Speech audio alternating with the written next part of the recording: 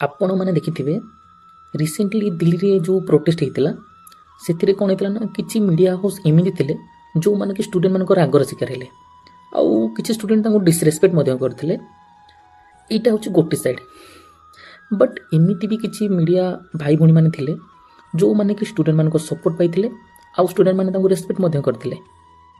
ମିଡ଼ିଆକୁ ନା ଗଣତନ୍ତ୍ରର ଚତୁର୍ଥ ସ୍ତମ୍ଭ କୁହାଯାଏ, କାହିଁକିନା ମିଡ଼ିଆର କାମ ହେଉଛି ଲୋକମାନଙ୍କ ପାଖରେ ଠିକ୍ ଇନଫର୍ମେସନ୍ ପହଞ୍ଚାଇବା ଏବଂ ଯେଉଁ ସରକାର କ୍ଷମତାରେ ଅଛନ୍ତି ତାଙ୍କୁ ଉତ୍ତରଦାୟୀ କରିବା।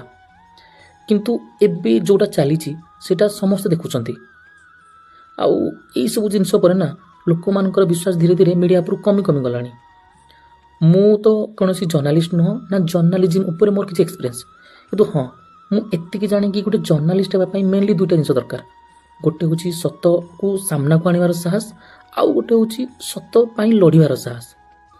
ଆପଣମାନେ ଦେଖିଥିବେ ପ୍ରୋଟେଷ୍ଟ ଟାଇମ୍ରେ ଗୋଟେ ଭିଡ଼ିଓ ଭାଇରାଲ୍ ହେଇଥିଲା ଯେଉଁଥିରେ କି ଜଣେ ମିଡ଼ିଆ ଭାଇଙ୍କୁ କିଛି ଷ୍ଟୁଡେଣ୍ଟ କ'ଣ କରିଥିଲେ ଡିସରେସ୍ପେକ୍ଟ କରିଥିଲେ। ଆଉ ଏଇ ଇନସିଡେଣ୍ଟ ହେଲା ପରେ କିଛି ଜଣ ଷ୍ଟୁଡେଣ୍ଟମାନଙ୍କୁ ସପୋର୍ଟ କଲେ ଆଉ କିଛି ଜଣ ଥିଲେ ଯେଉଁମାନେ କି ସେ ମିଡ଼ିଆ ଭାଇଙ୍କୁ ସପୋର୍ଟ କରିଥିଲେ।